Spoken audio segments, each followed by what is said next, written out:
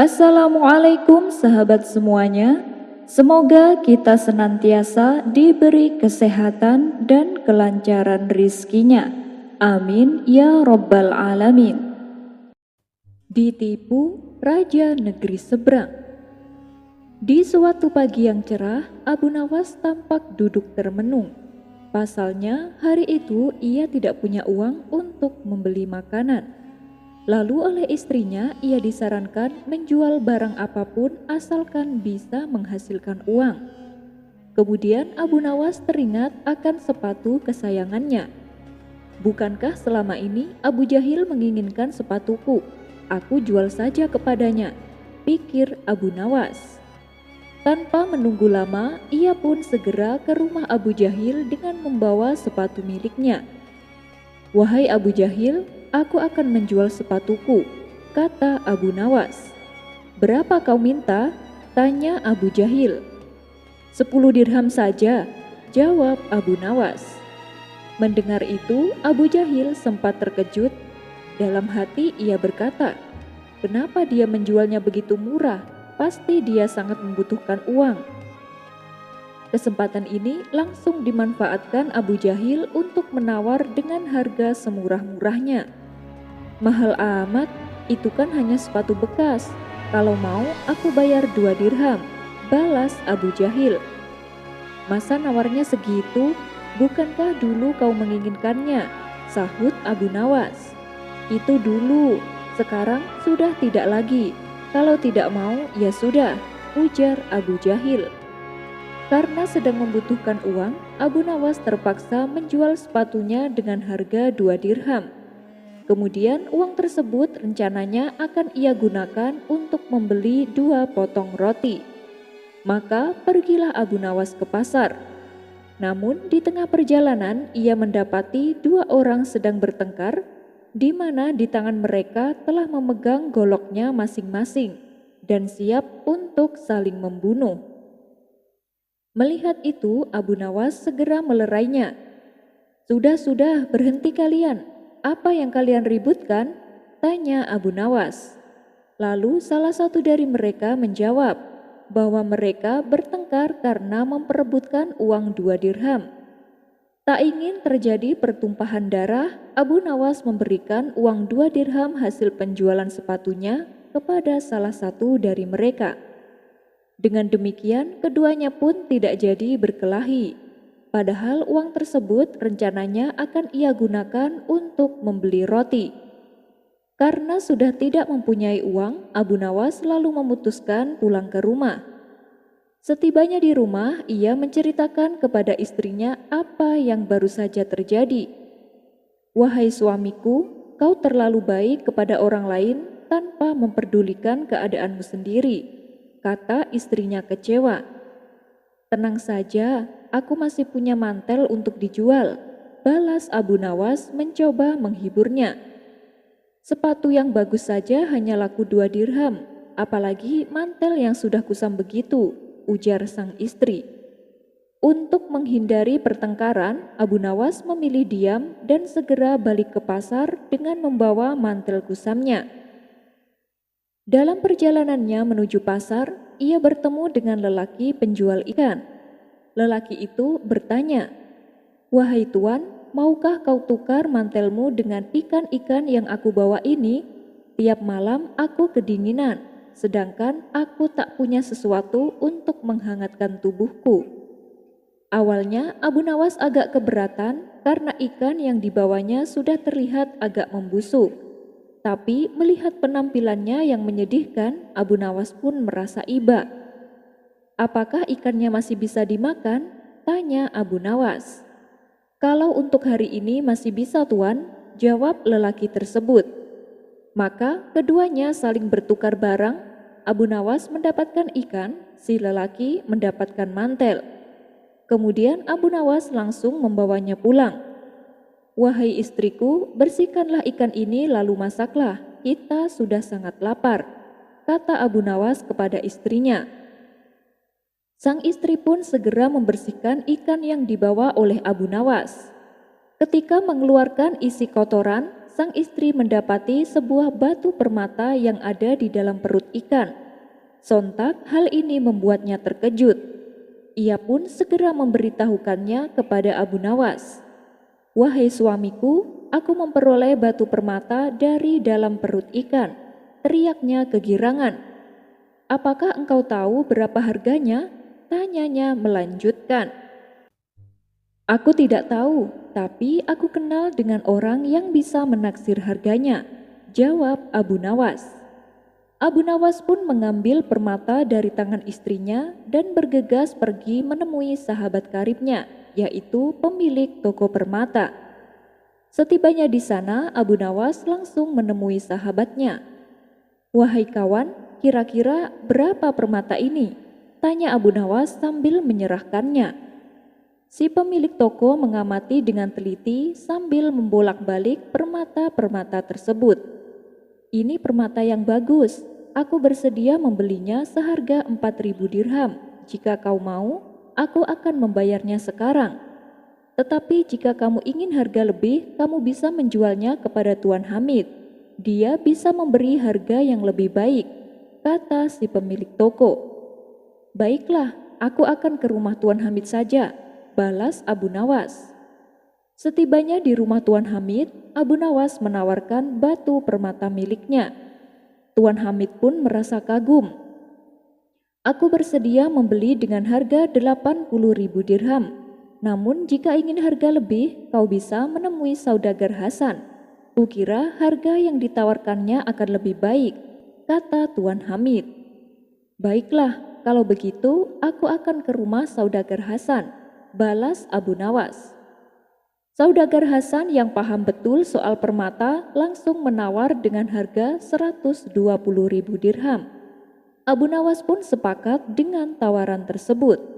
Maka pulanglah Abu Nawas dengan membawa uang 120.000 dirham. Ketika ia sampai di depan rumah, ternyata ada penjual ikan yang berdiri menunggu kedatangannya. "Ada apa kawan? Dari mana kau tahu rumahku?" tanya Abu Nawas. "Aku dengar kau mendapatkan permata dari ikan yang aku tukar. Apa benar begitu?" tanya balik si penjual ikan. "Iya benar, mari masuklah ke dalam," ajak Abu Nawas. Setelah dipersilakan duduk, lalu lelaki penjual ikan mengutarakan maksud kedatangannya. "Aku ingin hasil penjualan permata dibagi menjadi 2, pinta si lelaki. Abu Nawas pun tak keberatan. Ia segera memberikan separuh hasil dari penjualannya.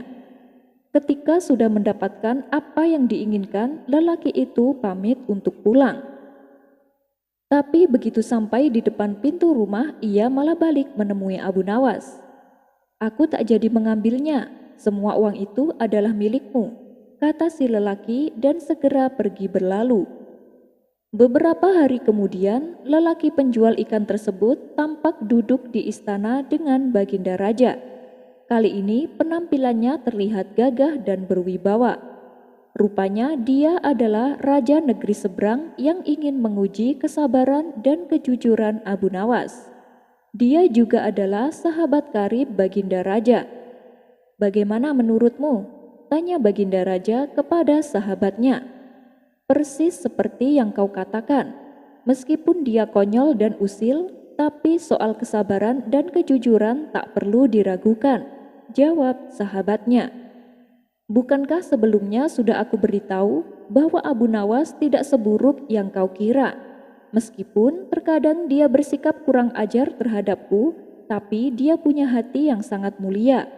Itulah sebabnya aku sangat menyukainya," tutur Baginda Raja. "Kau sangat beruntung punya rakyat seperti dia, jujur, sabar, dan pandai menghibur," balas sahabatnya. Sementara di tempat lain, Abu Jahil ingin mengejek Abu Nawas karena kemiskinannya.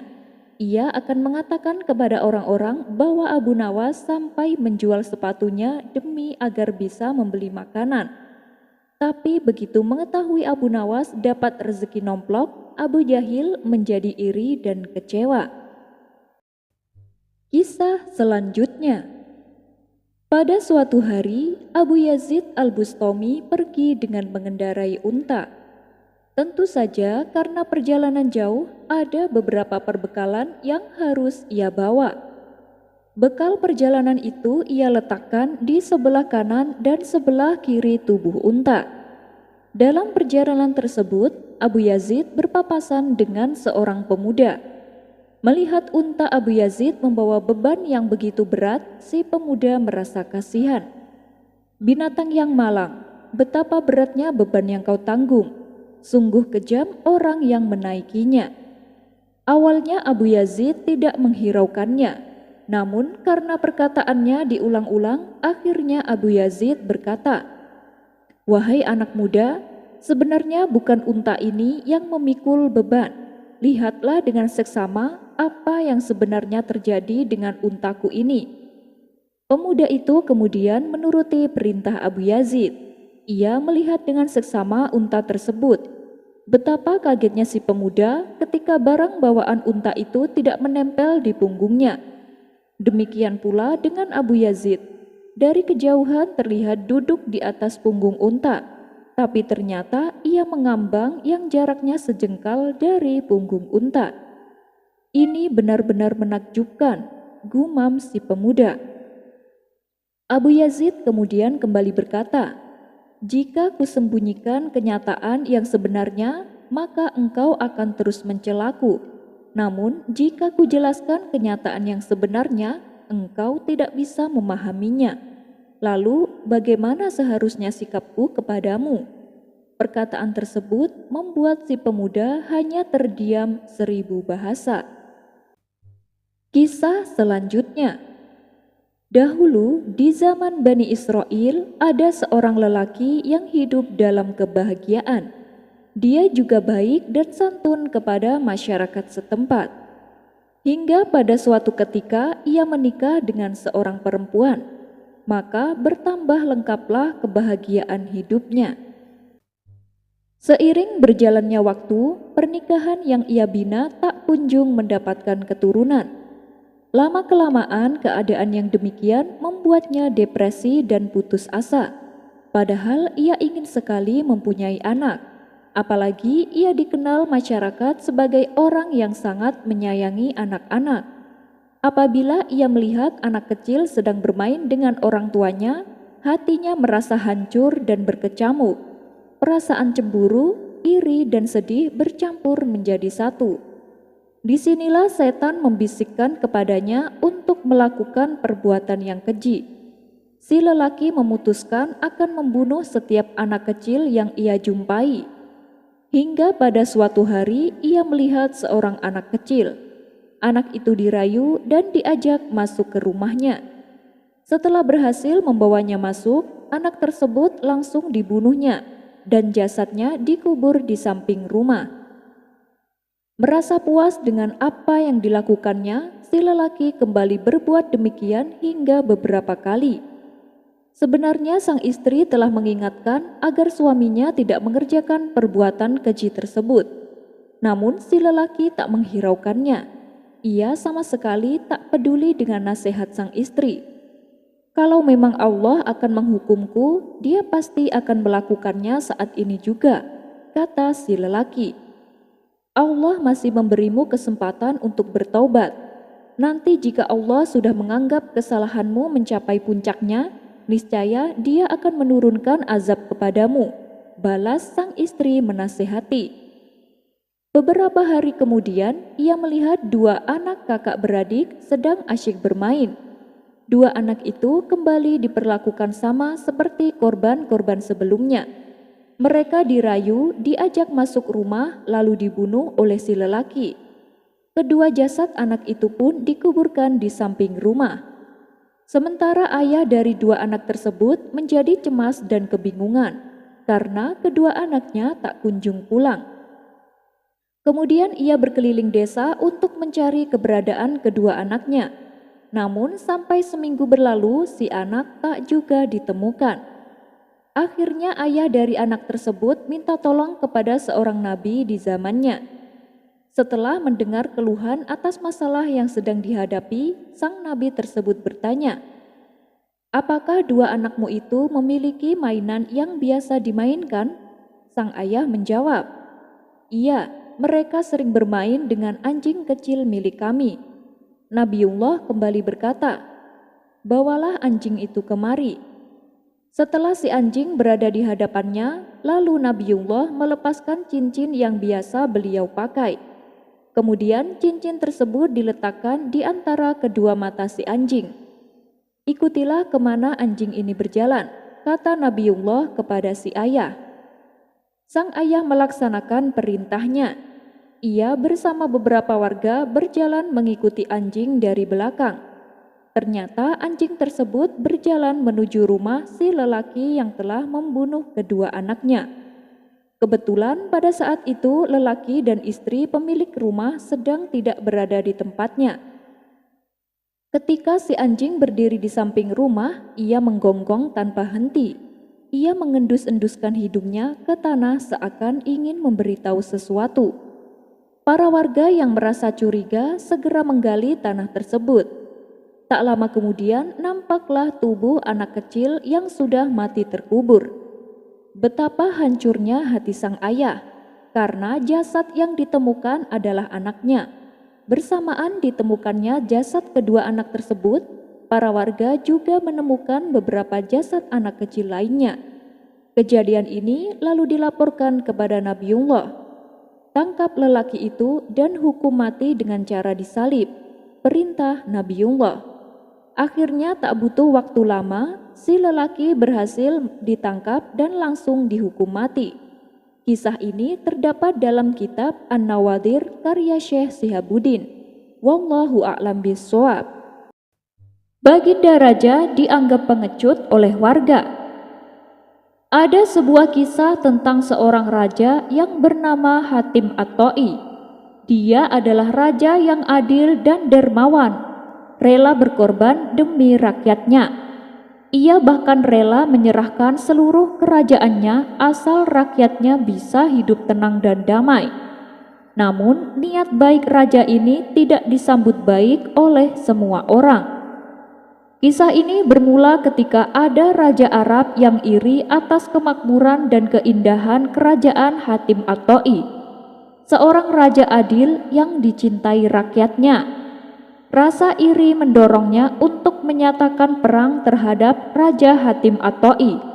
Ia pun mengirim pesan melalui utusannya. Pesan itu berbunyi, "Tunduklah padaku. Jika tidak, aku akan menghancurkan negerimu dan merampas semua hartamu." Ketika pesan itu sampai di istana Hatim, para penasihatnya serta-merta menyarankan agar raja mengerahkan seluruh prajurit untuk mempertahankan kerajaannya. Mereka berkata, "Wahai Paduka Raja, Paduka jangan khawatir. Tak diragukan lagi bahwa lelaki dan perempuan bertubuh sehat di negeri kita akan dengan senang hati berkorban untuk Paduka. Mereka bersedia mengorbankan nyawa demi membela raja yang mereka cintai." Namun, di luar dugaan Raja Hatim justru tidak menyetujuinya. "Tidak, daripada kalian bertempur dan menumpahkan darah demi aku, lebih baik aku pergi dan meninggalkan negeri ini. Aku tidak tega bila rakyatku harus mengorbankan diri mereka demi kejayaanku. Jika kita menyerah tanpa perlawanan, raja ini hanya akan menuntut pengabdian dan pajak yang tidak lebih tinggi. Namun sebaliknya, jika kita melawan dengan pertempuran, kita pasti akan kalah. Dan ketika kita kalah, sesuai dengan kebiasaan perang, raja ini akan merampas harta kalian tanpa tersisa sedikit pun," tutur Raja Hatim. Tak berapa lama kemudian, Raja Hatim dan pengawal kepercayaannya mengasingkan diri di sebuah gua dekat pegunungan. Di sana ia menghabiskan waktunya dengan mendekatkan diri kepada Allah. Ia berdoa agar masalah yang menimpa negerinya mendapatkan jalan keluar yang terbaik. Sebagian rakyat yang kecewa dengan keputusan Raja Hatim menggerutu dan menganggapnya pengecut. "Tidak kusangka, raja yang kita agung-agungkan selama ini ternyata hanya seorang pengecut," kata salah satu dari mereka. Yang lain menimpali, "Dia tampaknya hendak menyelamatkan dirinya sendiri tanpa mempedulikan nasib rakyatnya." sebab dia menyerahkan nasib kita kepada seorang raja yang bengis. Bisa saja nanti kita menjadi budak dari raja yang tidak kita kenal ini." Tetapi sebagian rakyat yang lain, mereka sangat terharu atas pengorbanan rajanya yang merelakan kekayaan dan kedudukannya demi keselamatan mereka. Pada akhirnya Raja Dzolim beserta ribuan pasukannya berhasil merebut kerajaan Hatim At-Ta'i. Dan sesuai dugaan Raja Hatim sebelumnya, Raja Dzolim tersebut tidak memungut pajak lebih tinggi dari yang biasa dipungut oleh Raja Hatim. Namun meskipun telah berhasil merebut kerajaan, ada satu hal yang mengganggu pikiran raja yang bengis itu, yaitu desas-desus orang banyak yang mengatakan bahwa negeri yang baru dimilikinya merupakan buah kemurahan hati Raja Hatim. Dalam hati Raja Dzolim itu berkata, "Kalau begini caranya, aku tidak bisa menjadi raja sejati atas negeri ini. Aku harus menangkap Raja Hatim karena selama ia masih hidup, sebagian rakyat masih akan setia kepadanya. Mereka tidak akan sepenuhnya tunduk kepadaku meskipun mulut mereka mengatakan akan tunduk dan setia kepadaku." Ia pun lalu mengumumkan barang siapa yang menyerahkan Raja Hatim akan mendapat hadiah 5.000 keping emas. Adapun Raja Hatim yang sedang menyendiri di dalam gua tidak mengetahui perihal sayembara tersebut. Sampai pada suatu hari, ketika ia duduk di mulut gua, ia mendengar percakapan antara penebang kayu dan istrinya. Penebang kayu itu berkata, "Wahai istriku, sekarang aku sudah tua dan kau masih sangat muda.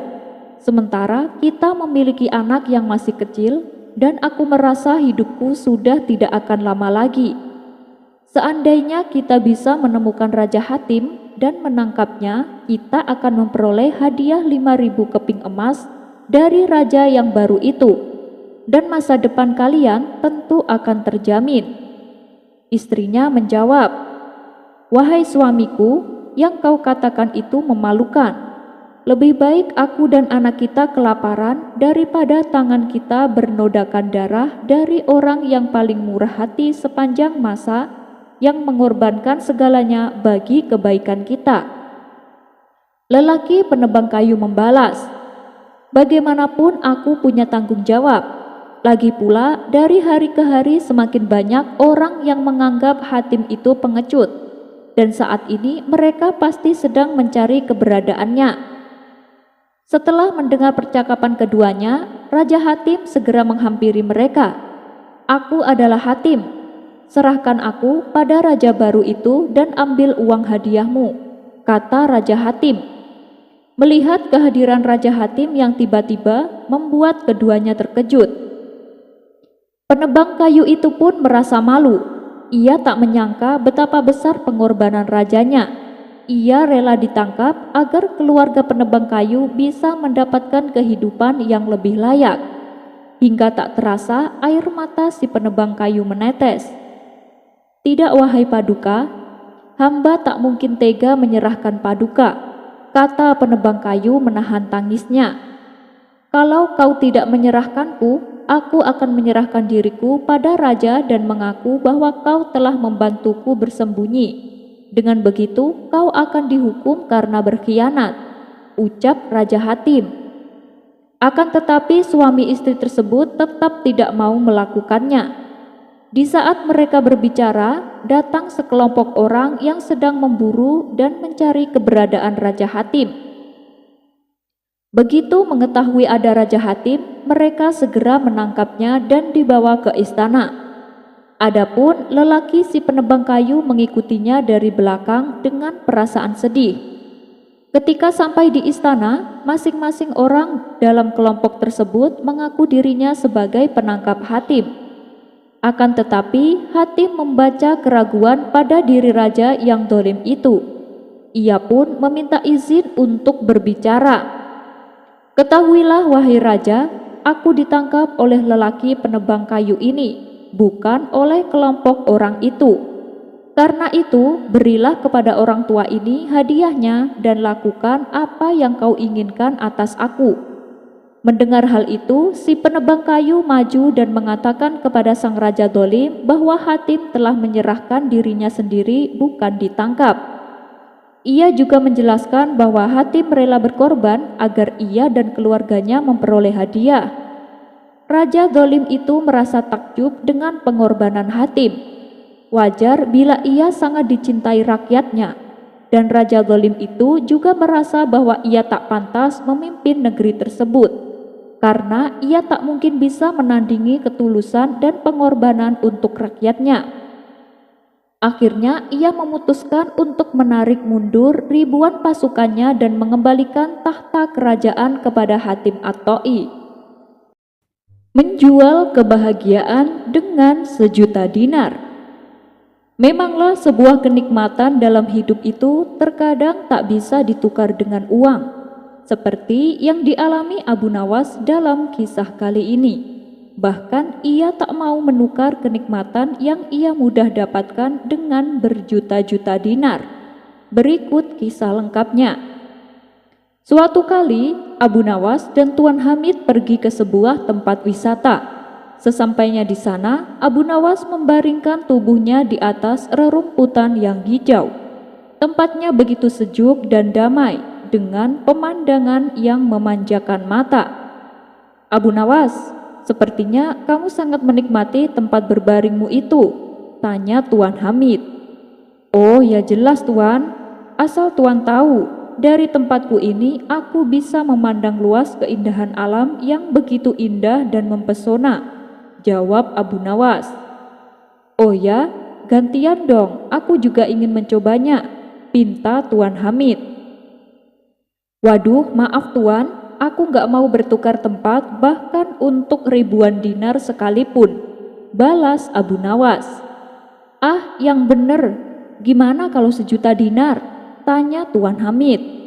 "Tidak Tuan, bahkan untuk 5 juta dinar aku tak akan mau," jawab Abu Nawas. Mendengar itu, Tuan Hamid menjadi heran dan penasaran. "Semahal apa sih kenikmatan yang kau rasakan itu, Abu Nawas?" tanya Tuan Hamid.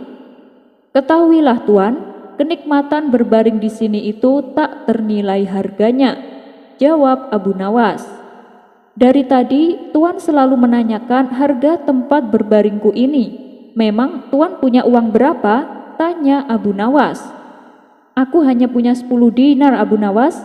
Mana mungkin kamu mau menerimanya?" kata Tuan Hamid. Tunggu dulu Tuan, kalau itu sih lain lagi ceritanya," ujar Abu Nawas. "Jadi kamu mau menukarnya dengan 10 dinar?" tanya Tuan Hamid. "Ya maulah Tuan," jawab Abu Nawas singkat. "Kamu ini aneh Abu Nawas, katanya ditawar 1.000 bahkan sampai 1.000.000 dinar kamu tak akan memberikannya, tapi hanya dengan 10 dinar kamu rela menukarnya," tanya Tuan Hamid keheranan. "Ya itu kan lain lagi ceritanya. Sekarang kita lagi ngomongin uang yang nyata kan Tuan?" celetuk Abu Nawas. "Dasar otak kancil, ada-ada aja cara mendapatkan uang," ucap Tuan Hamid. Kisah selanjutnya. Dikisahkan, Abu Nawas dan beberapa sastrawan membuat syair yang isinya mengkritik kebijakan istana.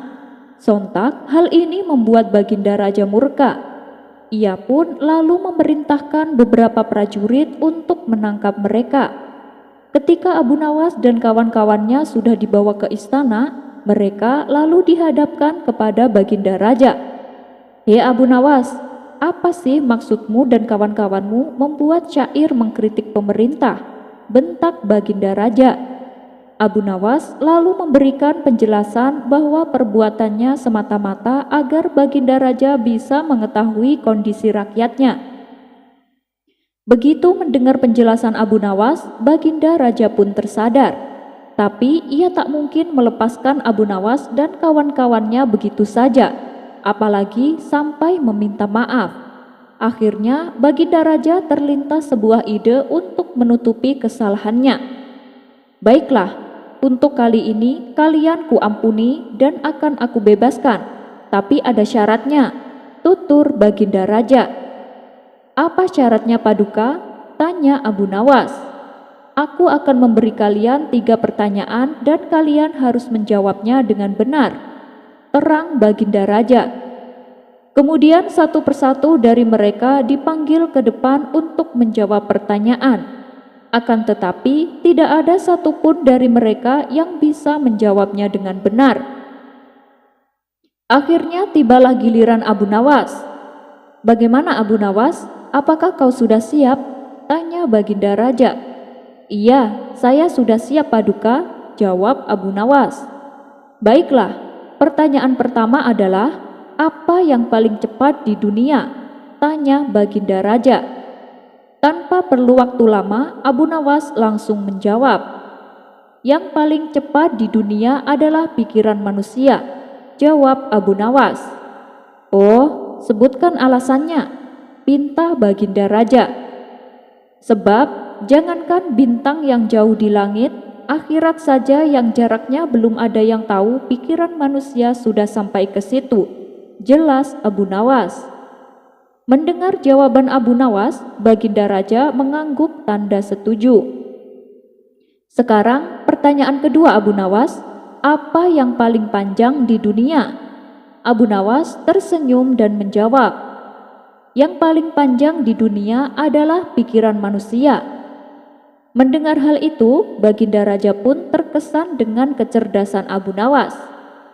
"Sekarang pertanyaan terakhir, apa yang paling berat di dunia?" tanya Baginda Raja.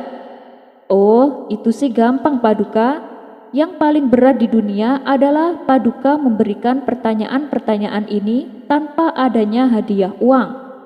Sontak Baginda Raja pun tertawa disusul oleh orang-orang yang ada di situ. Karena telah berhasil menghibur Baginda Raja, Abu Nawas dan kawan-kawannya diberi hadiah sejumlah uang. Tapi sebelum Abu Nawas beranjak pergi, ia berkata kepada Baginda Raja, "Paduka, saya juga punya tebakan untuk Paduka," celetuk Abu Nawas. "Oh ya, apa tebakannya?" tanya Baginda Raja. "Tebakannya sederhana Paduka, tapi sebelum saya memberi tebakannya, kita buat perjanjian dulu," ujar Abu Nawas. "Baik, apa perjanjiannya?" tanya Baginda Raja kembali.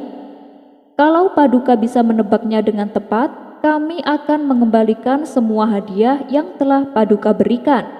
Tapi kalau jawaban Paduka salah, Paduka harus menambahkan hadiahnya untuk kami," tutur Abu Nawas.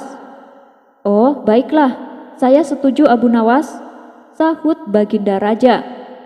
Maka Abu Nawas mulai memberikan pertanyaan. "Apa yang bisa berjalan tanpa kaki?" tanya Abu Nawas. "Itu sih mudah Abu Nawas, jawabannya adalah binatang ular," kata Baginda Raja. "Salah Paduka, ular itu merayap bukan berjalan," sanggah Abu Nawas. "Bagaimana kalau angin? Bukankah angin bisa berjalan dan dia tidak punya kaki?" ujar Baginda Raja. "Itu juga salah Paduka, angin itu terbang bukan berjalan," jawab Abu Nawas. Sesaat Baginda Raja terdiam. Ia terus memikirkan mencari jawaban yang tepat. Tapi setelah lama berpikir, Baginda Raja tak juga menemukan jawaban. Ia pun akhirnya menyerah. "Saya tidak tahu Abu Nawas, apa jawabannya?" tanya Baginda Raja penasaran. "Jawabannya adalah kaki yang kita gunakan untuk berjalan. Coba Paduka perhatikan baik-baik. Apakah kaki kita punya kaki?" jelas Abu Nawas. "Kamu memang cerdik Abu Nawas," pikir Baginda Raja dalam hati. Dan sesuai perjanjian, Baginda Raja menambahkan hadiah untuk Abu Nawas dan kawan-kawannya. Kisah selanjutnya. Luasnya permukaan bumi yang kita pijak, ternyata masih ada wilayah yang belum diketahui keberadaannya oleh manusia. Ada bumi bagian lain yang keberadaannya masih sangat misteri. Bahkan para ilmuwan dunia pun sampai sekarang belum bisa menemukan. Mereka yang berpendapat demikian berdasarkan kisah seorang pemuda Bani Israel bernama Balukia. Dalam bukunya, Muhammad As-Sa'labi mengisahkan, jauh sebelum era kelahiran Nabi Muhammad, ada seorang ahli kitab bernama Isa. Beliau termasuk ulama pada zaman Bani Israel. Kesehariannya selalu ia sibukkan dengan membaca kitab yang berisi kisah-kisah terdahulu. Dari kitab-kitab yang ia baca, Isa menemukan sebuah kisah yang menjelaskan akan adanya Nabi akhir zaman. Dalam kitab tersebut disebutkan ciri-ciri, sifat, dan nama nabinya. Dialah Muhammad, manusia agung, penutup para nabi. Kisah tentang nabi akhir zaman ini lalu ia tulis dalam sebuah lembaran. Dan lembaran tersebut ia sembunyikan pada sebuah peti yang terkunci. Kuncinya dia sembunyikan di tempat yang tidak ada seorang pun tahu. Isa sendiri memiliki putra bernama Balukia. Menjelang wafatnya, Isa berpesan kepada putranya agar kelak nanti menjadi hakim di kalangan Bani Israel. Beberapa tahun kemudian sepeninggalan Isa, Balukia tumbuh menjadi pemuda yang soleh. Ia pun melaksanakan wasiat sang ayah untuk menjadi seorang hakim. Kecerdasan dan sikap bijak saat menjabat sebagai hakim membuat Balukia sangat dicintai oleh kalangan Bani Israel. Suatu ketika, Balukia menemukan peti terkunci peninggalan ayahnya. Ia bertanya kepada ibunya, apa isi dari peti tersebut? Namun ibunya menjawab tidak tahu. Karena penasaran, Balukia membongkar kuncinya. Dan saat peti tersebut dibuka, ternyata berisi lembaran yang bertuliskan tentang sifat-sifat Nabi akhir zaman. Dari situlah Balukia juga baru mengetahui bahwa Muhammad adalah penutup para nabi. Surga diharamkan bagi para nabi, sehingga Muhammad dan umatnya masuk terlebih dahulu. Setelah selesai membacanya, dia bawa lembaran tersebut kepada ulama Bani Israel. Tatkala mereka membacanya, para ulama Bani Israel ini berkata kepada Balukia, "Bagaimana ayahmu mengetahui hal ini, tetapi dia tidak memberitahu kepada kami? Demi Allah, seandainya bukan karena engkau, pasti kuburannya akan kami bakar. Karena ayahmu telah menyembunyikan berita tentang Nabi akhir zaman." Rupanya kisah tentang akan adanya Nabi akhir zaman membuat Balukia terobsesi untuk mencari keberadaannya. Balukia pun akhirnya memilih untuk beranjak dari kampungnya. Dia pamit kepada ibunya dan berjanji tidak akan kembali hingga dirinya bertemu dengan Muhammad. Dengan memantapkan keinginan dan niat tulus, Balukia melangkah tanpa ada petunjuk pasti di mana keberadaan Muhammad.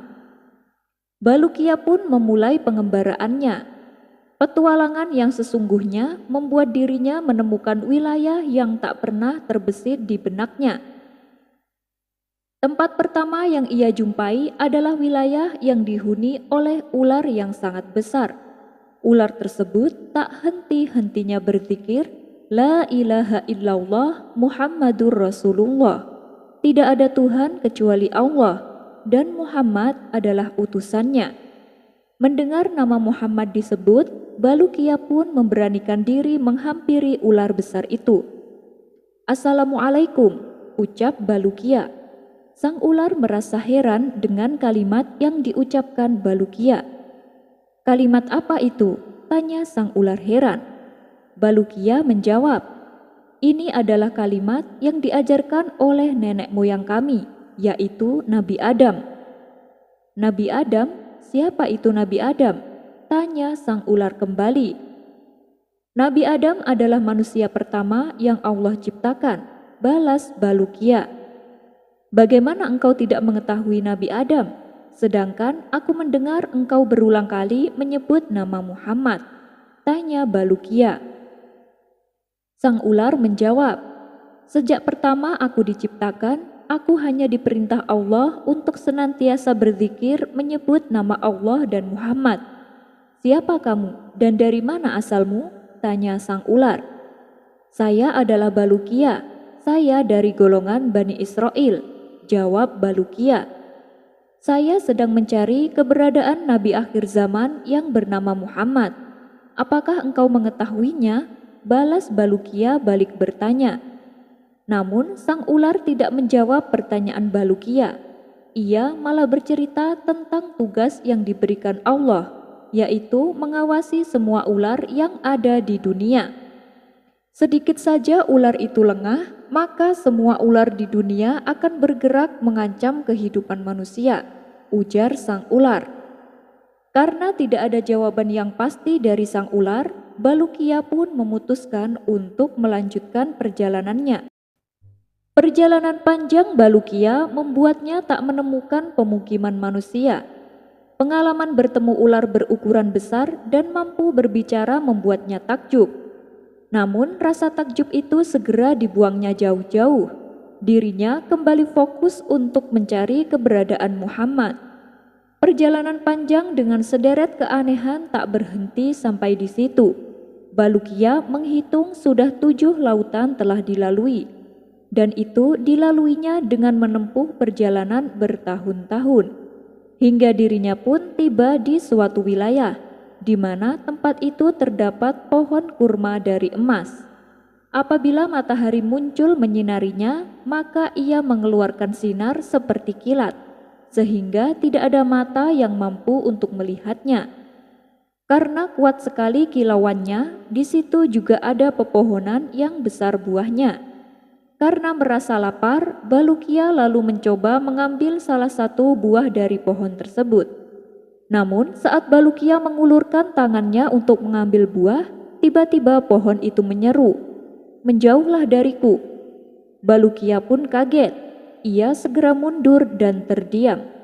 Belum hilang rasa herannya, ia kembali melihat peristiwa yang membuatnya tercengang.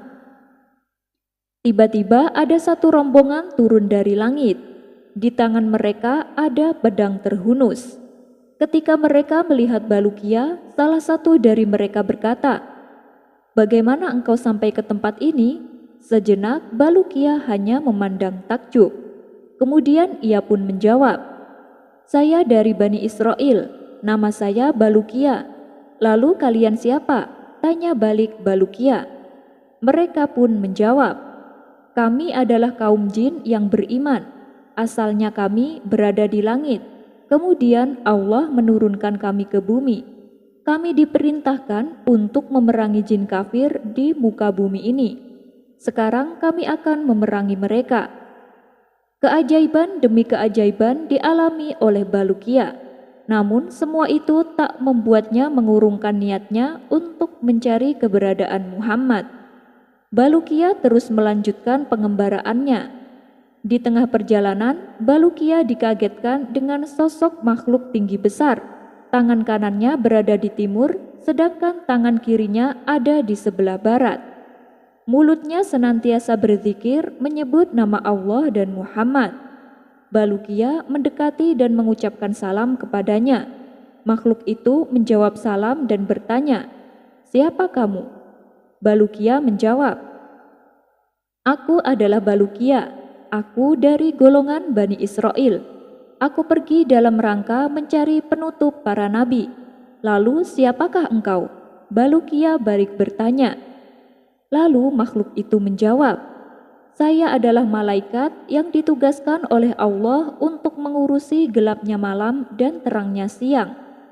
Balukia kembali bertanya, "Apa 2 baris yang ada di keningmu?" Malaikat itu menjawab, "Dalam 2 baris ini tertulis tambahan malam dan siang, serta pengurangannya. Aku tidak menahan malam kecuali dengan ukuran yang telah ditentukan." Setelah itu, Balukia kembali melanjutkan perjalanannya. Di tengah perjalanan, ia kembali menjumpai sosok makhluk yang tidak kalah besar dengan makhluk yang pertama. Makhluk itu senantiasa berzikir menyebut nama Allah dan Muhammad. Balukia mengucapkan salam kepadanya. Makhluk itu pun menjawabnya. Balukia lalu bertanya, "Siapakah engkau?" Makhluk itu menjawab, Aku adalah malaikat yang ditugaskan menangani angin. Aku tidak akan melepaskan angin kecuali atas izin Allah. Aku juga menggenggam laut. Seandainya tidak demikian, tentu semua yang ada di muka bumi akan binasa. Keanehan demi keanehan, Balukia mencoba terbiasa dengan lingkungan yang dihadapinya. Semangat untuk mencari keberadaan Muhammad sangat menggebu-gebu. Hingga akhirnya Balukia tiba di Gunung Qaf. Gunung itu terbuat dari yakut hijau dan mengelilingi dunia seluruhnya. Karena pancaran sinar Gunung Qaf tersebut, langit terlihat berwarna biru. Allah menugaskan penanganan gunung ini kepada seorang malaikat. Apabila Allah hendak mengguncangkan sebagian bumi, Dia memerintahkan malaikat tersebut untuk menggerakkan lapisan yang tersambung dari belahan bumi tersebut ke Gunung Qaf. Apabila Allah hendak menenggelamkan suatu desa beserta isinya, maka Allah mengizinkan kepada malaikat itu untuk memotong lapisan kampung tersebut dari bumi. Balukia bertanya kepada malaikat itu, "Apa yang ada di belakang bumi ini?" Malaikat tersebut menjawab, "Di belakang gunung ini ada 40.000 kota selain kota-kota di dunia. Kota itu terbuat dari emas dan perak. Tidak ada siang dan malam. Penduduknya adalah para malaikat yang tidak pernah lelah bertasbih kepada Allah." Balukia kembali bertanya, "Lalu apa di belakang kota-kota itu?"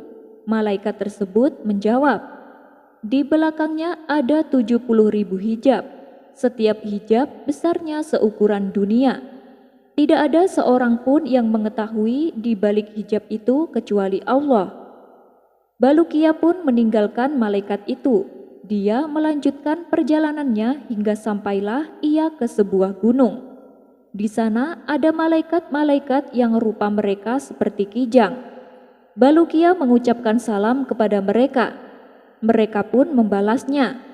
Balukia lalu bertanya kepada mereka, "Siapa kalian?"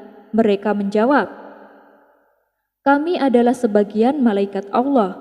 Di sini kami beribadah kepada Allah semenjak kami diciptakan." Balukia kembali bertanya kepada mereka tentang gunung besar yang menghadap kepada mereka, yang menyinarkan cahaya seperti matahari. Mereka pun menjawab, "Itu gunung dunia yang terbuat dari emas. Semua logam emas yang ada di bumi bersumber darinya." Kemudian Balukia meninggalkan mereka. Dia melanjutkan perjalanannya hingga sampai ke sebuah laut yang luas. Di sana Balukia kembali menjumpai makhluk yang luar biasa. Makhluk tersebut adalah dua ikan yang sangat besar. Balukia mengucapkan salam kepada mereka dan mereka pun membalasnya. Kedua ikan itu bertanya kepada Balukia, "Siapa engkau, hai makhluk Allah?" Balukia menjawab, "Saya Balukia dari Bani Israel. Saya datang dalam rangka mencari Muhammad, penutup para nabi. Apakah kalian memiliki sesuatu yang bisa aku makan?" tanya Balukia. Atas izin Allah, kedua ikan itu memberikan roti kepada Balukia. Balukia pun segera memakannya. Kemudian Balukia melanjutkan perjalanannya. Kini ia sampai di sebuah wilayah yang dihuni oleh seekor burung yang sangat besar. Burung tersebut memiliki bentuk yang sangat indah. Keindahannya tidak pernah dilihat mata. Burung itu bertengger di atas sebuah pohon, di mana di bawahnya terdapat hidangan berupa ikan panggang. Balukia mendekati burung tersebut. Ia mengucapkan salam dan bertanya, "Siapa engkau?" Burung itu menjawab, "Aku adalah salah satu malaikat yang ada di surga. Aku diutus oleh Allah mengirim hidangan ikan panggang ini kepada Adam dan Hawa ketika keduanya baru bertemu dan berkumpul di Gunung Arafah. Setelah Adam dan Hawa menyantap hidangan ini, lalu Allah menyuruhku untuk meletakkan hidangan tersebut di sini, dan aku berdiam diri di dekatnya hingga hari kiamat. Allah juga memerintahkanku untuk memberikan hidangan ini kepada orang yang datang kemari." Maka Balukia pun memakan hidangan tersebut. Akan tetapi tak sedikit pun hidangan itu berkurang. Hidangan itu kembali keadaannya seperti semula. Karena merasa heran, Balukia lalu bertanya perihal hidangan yang dimakannya. Burung tersebut menjelaskan, sesungguhnya makanan dunia akan berkurang dan berubah apabila dimakan ataupun didiamkan. Sementara makanan surga tidak akan pernah berkurang dan berubah sedikit pun. Balukia kembali bertanya, apakah ada seseorang yang pernah memakan hidangan ini? Burung itu menjawab, iya, sudah ada. Sesungguhnya Nabi Khidir terkadang datang ke sini dan memakan hidangan ini. Setelah itu dia pergi lagi. Mendengar nama Nabi Khidir disebut, Balukia memutuskan untuk tinggal di tempat itu. Balukia berharap Nabi Khidir akan kembali datang agar ia bisa menemuinya. Ia ingin menanyakan berbagai hal kepadanya, termasuk keberadaan Nabi akhir zaman. Hingga pada suatu hari, Nabi Khidir pun akhirnya datang dengan menggunakan baju serba putih. Melihat itu, Balukia segera menyambutnya dengan ucapan salam. Assalamualaikum wahai Nabiullah. Nabi Khidir pun membalas salamnya. Balukia lalu berkata, aku telah bepergian dalam rangka mencari Nabi akhir zaman. Hingga akhirnya aku sampai ke tempat ini. Aku sengaja diam di tempat ini untuk menunggu kedatanganmu agar engkau memberitahu tentang keberadaan Nabi akhir zaman, ujar Balukia. Nabi Khidir membalas, hai Balukia, sesungguhnya Nabi akhir zaman tidak akan muncul saat ini, dan engkau tidak akan bertemu dengannya sekarang ini. Hei Balukia, tahukah engkau berapa jarak antara kamu dengan ibumu? Tanya Nabi Khidir. Balukia menjawab, tidak, aku tidak tahu. Jaraknya adalah 50 tahun perjalanan, jawab Nabi Khidir. Maukah kamu aku letakkan di hadapan ibumu? Tanya Nabi Khidir. Balukia mengiyakan dan Nabi Khidir menyuruhnya untuk memejamkan mata. Ketika Balukia membuka matanya kembali, tiba-tiba ia sudah berada di hadapan ibunya. Kedatangan Balukia membuat ibunya terkejut. Pasalnya, ibunya melihat seekor burung putih telah membawa Balukia kembali ke sini. Lalu burung itu menghilang dengan cepat. Sejak peristiwa itu, Balukia menceritakan semua kisahnya kepada ibunya. Ia juga menceritakan kisah perjalanannya yang penuh dengan keajaiban di hadapan kalangan Bani Israel. Kisah tentang Balukia ini lalu diabadikan oleh kaum Bani Israel dalam sebuah kisah-kisah Israiliyat.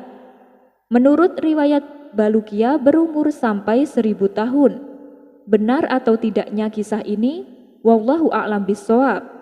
Tapi dari kisah ini mengandung hikmah betapa beruntungnya kita menjadi umat Nabi Muhammad SAW. Sekian dulu perjumpaan kita kali ini. Sampai bertemu lagi di kisah selanjutnya. Terima kasih yang sudah subscribe dan setia menonton channel ini. Wassalamualaikum warahmatullahi wabarakatuh.